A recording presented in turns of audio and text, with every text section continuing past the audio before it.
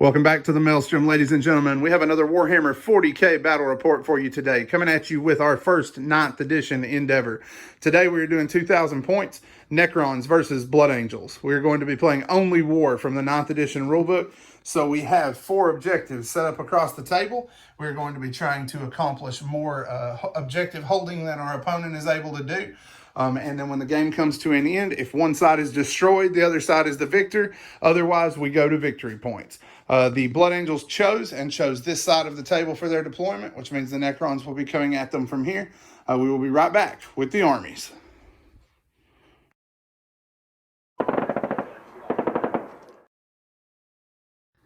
So tonight I will be filling a battalion. My HQs are a Judicar, a Primaris Chaplain, and a Blade Guard Captain. My elites are a Blade Guard Ancient with a Standard of Sacrifice and 3 Blade Guard. I also have 2 squads of Terminators, 1 shooting and 1 assault. Fast attack, I have 2 assault squads and 1 Outrider squad.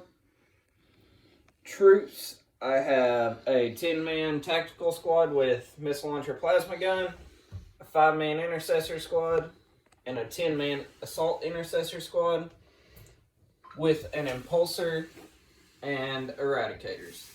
All right, so that is the Blood Angels. We will be right back with the Necrons.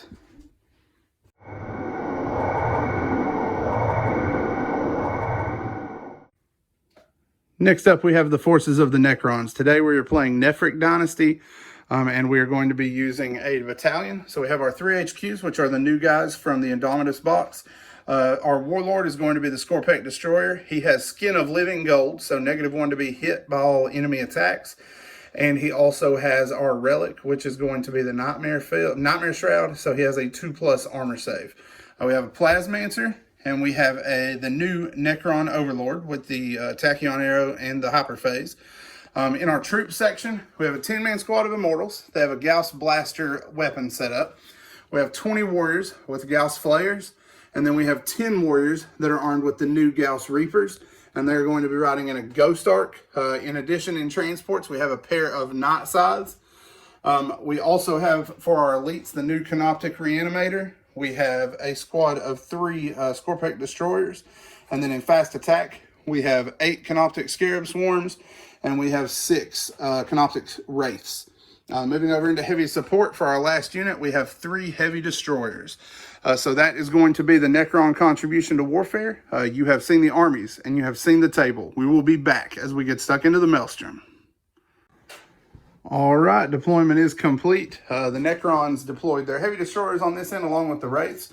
We have our Overlord here in the pocket with them, along with our blob of warriors across the front, Scarabs hanging back slightly, and the Reanimator on the flank. We have our 2 Night Scythes in the back, and we have our Scorpek Lord and Destroyers hanging back on the Tomb World waiting to come through those. And then we have our Reapers here, and for our final unit, our Immortals, we have them coming in through a translocation crypt for Nefric. All right, Eric, walk us down what you got. So I have Outriders on my one flank to try and rush. Tactical Marines are just holding objectives, and the bulk of the new Primaris in the middle with basic intercessors also. Yep, and then here you've got your Judas here, right? Yep. And then what all do you have in reserves? I have 2 assault squads. Both of my Terminator squads and my Eradicator squad is in strategic reserve. All right, so that is set up. Highest roller will choose who takes first turn. Necrons have a 6. Blood Angels have a 3. So the Necrons will take the first turn and get this started. 9th edition is underway at the Maelstrom. Necron turn 1 rolls to an end, had a fairly decent shooting phase. We went ahead and moved our Ghost Ark forward along with our Heavy Destroyers. They took my Will Be Done this turn from the Overlord. The Wraiths sprang forward with the Nefric bonus plus the Overlord's aura, giving them a 19-inch move. And they're going to be charging into the Outriders this turn. Made it barely, needed a 5, which is exactly what we rolled. That's going to get us into combat there. We did have to use the adaptive subroutines stratagem here to get them in combat. Our Night Scythes shot across the top of the army, firing into the tactical squads behind them as they went. We were able to bring one Marine down here. This flyer is actually out here on the limb, but he is under wobbly model at the moment. So we just set him there for visual. We then moved our our warrior block here, left our immortals on the crypt for the moment, brought our scarabs to this flank and left the reanimator to hold the backfield. So at that point, everything had moved. We let loose with our guns. The heavy destroyers were able to bring this thing down.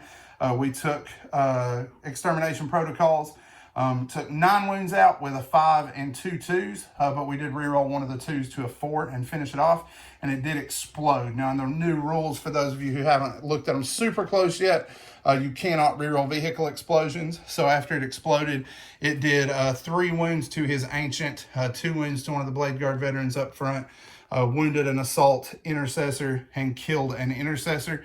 And that was through their 5+ saves that they get to ignore wounds from the standard of sacrifice for the Blood Angels. The guys fell out on the other side. None of them died in the explosion. One of them, however, was cut down through combined Gauss fire from the 20-man warrior squad and from the Ghost Arc. And then we've got this combat to work here, and that will wrap up Necron turn 1. Combat rolls to an end. The Wraiths in their flurry of attacks are able to bring down 2 of the Outriders and leave the 3rd with 2 wounds remaining. The Sergeant is able to punch 1 wound back in the Wraiths in retaliation, and then we consolidated to be within 2 inches with 2 guys for each Wraith, since we do have 6 of them. All right, so that is the end of the Necrons. We got our first strike going. Blood Angel Response is coming up next. So for my shooting, I got Recitation of Focus off on my tactical squad. The bolters managed to bring down 1 scarab base, and the missile launcher did nothing. Odd Fire brought down another base and wounded another one, and brought down 1 warrior. The majority of my fire went into the heavy destroyers from my Terminators and my assault squad. Brought down 2 of them. Tried to make charges on the last one, but failed. And my Blade Guard and Judiciary are charging into the Wraiths, and my Assault Squad are moving into the Canoptic Reanimator. Yep, so got a charge back here. Missed with all of their shots. 1 melta gun that did hit, didn't do anything. And then down here, bolt pistols knocked 3 wounds out of this flyer. But that was about all I got done. Not a super eventful shooting phase, but the Blood Angels are about to enter their favorite part of the turn. We're going to see what happens then. We will be right back.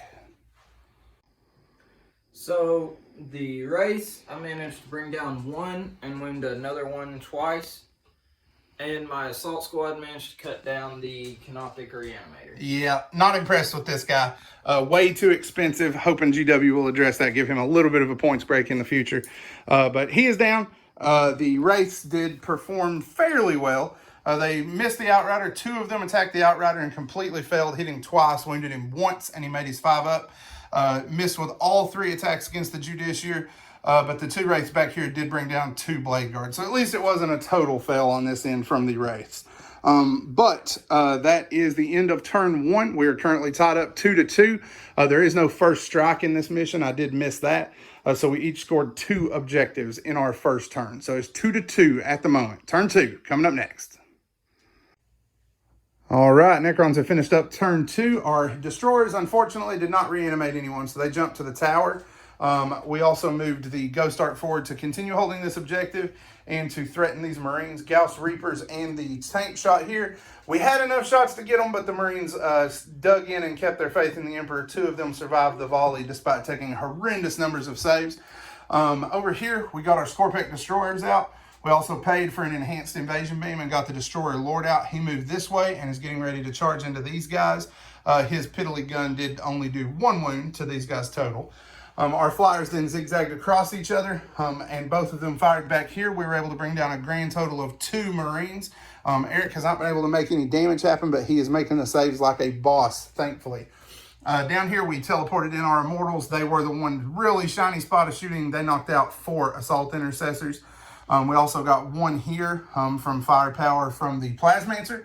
He was able to score 1 hit with his lance and kill 1 of them off. His mortal wound generator took 1 Marine out of here, and then my will be done on this huge blob of warriors was able to kill off everybody but the Sergeant. The Scarabs turned around to come back to the objective and are now charging into the sergeant down here. So we've got combats to work across the table, and then we will be back. Necrons have finished up turn 2 with our close combats. These guys did pay 2 points to stay in the fight for the rest of the turn. Down here, I was not counting on these Scarabs to get it done, so I went ahead and did self-destruction, blew the base up, and finished the sergeant off down here. On this end, the Scorpec Lord earned his paint job, charged into the 4 intercessors and killed them all, and then consolidated in this general direction. And his Scorpex cleared this objective of the Tactical Marines. Had a pathetic showing from our Wraiths here. They did absolutely nothing. They scored 2 wounds on the bike. He made both 5-ups there. Scored 3 wounds on the Blade Guard. He made all 3 4-ups there. Scored 1 wound on the Justiciar. He made his 4-up there. In return, I lost Wraith here and had 1 left with 1 wound remaining. So not much of a show there from the Wraiths, but at least they're tying up some units in combat. So that is it for the Necrons. The Necrons are going to score 1 point that turn because we were only holding this objective. So it is currently 3-2. We will be back as the Blood Angels answer. So in moving, my Assault Marines moved to the side of the Ghost Ark to try and bring it down. My Terminators brought up behind them to try and support them.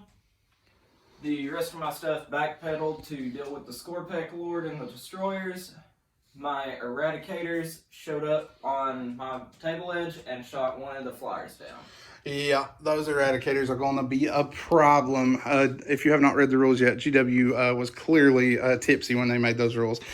So we got some combats going in. Your Assault Terminators, right? Yep. And all of these individual guys and the 3-man Assault Intercessors are going into the Scorpec Lord.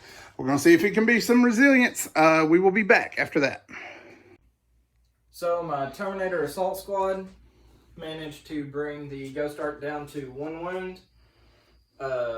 Killed another 2 Wraiths and knocked a wound out of a 3rd one. And knocked 2 wounds out of the Scorpec Lord in return for 1 damage. Yeah, not a good combat for the Necrons. The Scorpec Lord managed to do 4 wounds here. 3 were stopped on the invul, and 2 of the 3 wounds were stopped through the 5-up for the Banner of Sacrifice. And down here, the Wraiths have just continued to fail miserably. They finally got 1 wound through on this guy, and then I failed all 3 invul saves they were called for the turn, losing 2 and leaving 1 with 2 wounds remaining.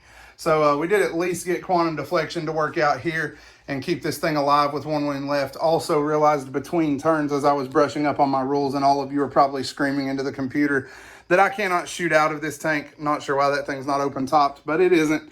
So they will have to get out to do any damage in future turns. Learn every game, I guess. Learn something. So we did manage to do a little bit, but not a lot. You're going to score 1 point, right, for objectives? Correct. All right, so the game is tied 3-3. Necron turn 3 coming up next.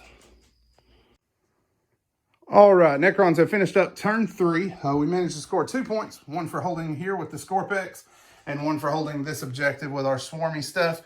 We took my will be done and started to march up the field here. Flyer peeled away from the Eradicators as fast as possible.